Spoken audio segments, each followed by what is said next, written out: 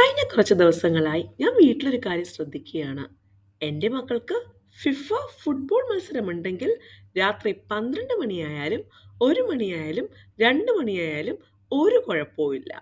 Tired ഇല്ലേ ഇല്ല. ഉറക്കം പിന്നെ തീരെ ഇല്ല. പക്ഷേ പഠിക്കാൻ പറഞ്ഞാൽ ഉറക്കം വരുന്നു എന്നാണ് മറുപടി. അപ്പോഴാ എനിക്കൊരു ചിന്ത വന്നത്. ഇന്ത്യ ഈ ടൂർണമെന്റിൽ പോലും ഇല്ല. എന്നിട്ടും ഞാൻ ഉൾപ്പെടെ കോടിക്കണക്കിന് ആളുകൾ എന്തുകൊണ്ടാണ് മറ്റൊരു രാജ്യത്തിന്റെ വിജയത്തിനായി ഇത്രയും ആവേശത്തോടെ കാത്തിരിക്കുന്നത്?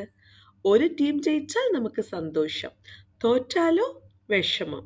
എന്തുകൊണ്ടായിരിക്കും? നമുക്കൊന്ന് സംസാരിച്ചാലോ?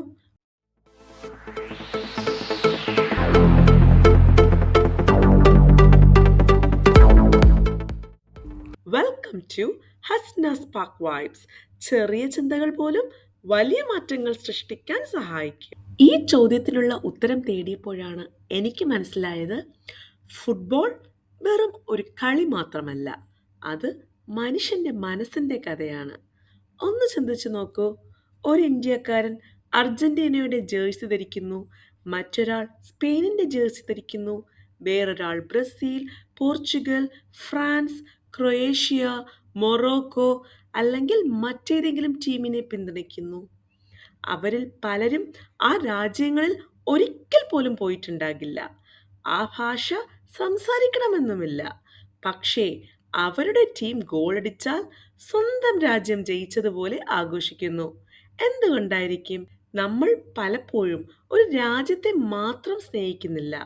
ഒരു കളിക്കാരനോടുള്ള ആരാധനയാകാം, ഒരു ടീമിന്റെ കളിശൈലിയോടുള്ള ഇഷ്ടമാകാം, കുട്ടിക്കാലത്തെ മനോഹരമായ ഓർമ്മകളാകാം, അല്ലെങ്കിൽ അവരുടെ യാത്രയും പോരാട്ടവും നമ്മളെ സ്പർശിച്ചതാകാം.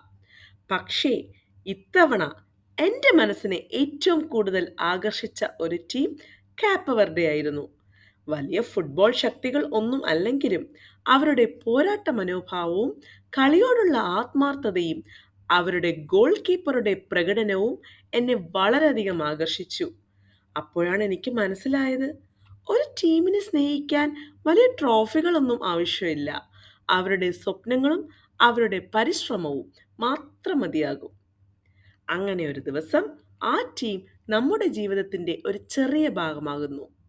ക്രൊയേഷ്യ പോലുള്ള ടീമുകൾ പല ആരാധകരുടെയും ഹൃദയം കീഴടക്കിയത് അതുകൊണ്ടാണ്.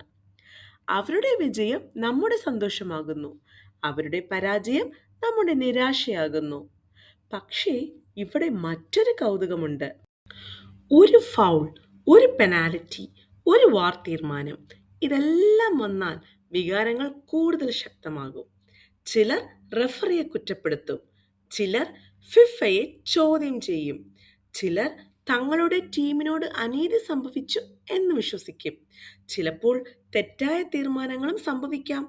റഫറിമാരും മനുഷ്യരല്ലേ? പക്ഷേ നമ്മുടെ സ്വന്തം ടീമിനോടുള്ള സ്നേഹം ഒരു സംഭവത്തെ കാണുന്ന നമ്മുടെ കാഴ്ചപ്പാടിനെയും മാറ്റാം. അതേ തീരുമാനം ഒരു ആരാധകന് ശരിയെന്ന് തോന്നാം, മറ്റൊരാൾക്ക് തെറ്റായി തോന്നാം. അതുകൊണ്ടാണ് നമ്മൾ മനസ്സിലാക്കേണ്ടത്, നമ്മുടെ ഇഷ്ടം മാത്രം ശരിയാകണമെന്നില്ല. മറ്റൊരാളുടെ കാഴ്ചപ്പാടിനും ഒരു കാരണമുണ്ടാകാം.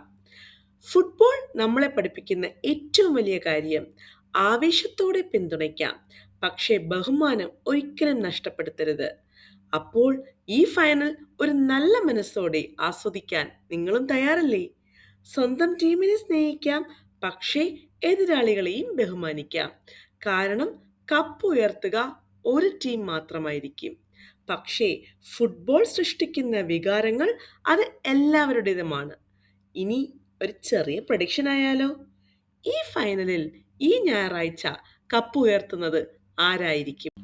അർജന്റീനയാണോ സ്പെയിനാണോ? സ്കോർ പ്രഡിക്ഷൻ കൂടി ആയാലോ? അർജന്റീനയ്ക്ക് എത്ര ഗോളുകൾ ലഭിക്കും? സ്പെയിൻ എത്ര ഗോളുകൾ നേടുന്നുണ്ടാവും? കമന്റ് ബോക്സിൽ എഴുതാൻ മറക്കരുത് കേട്ടോ.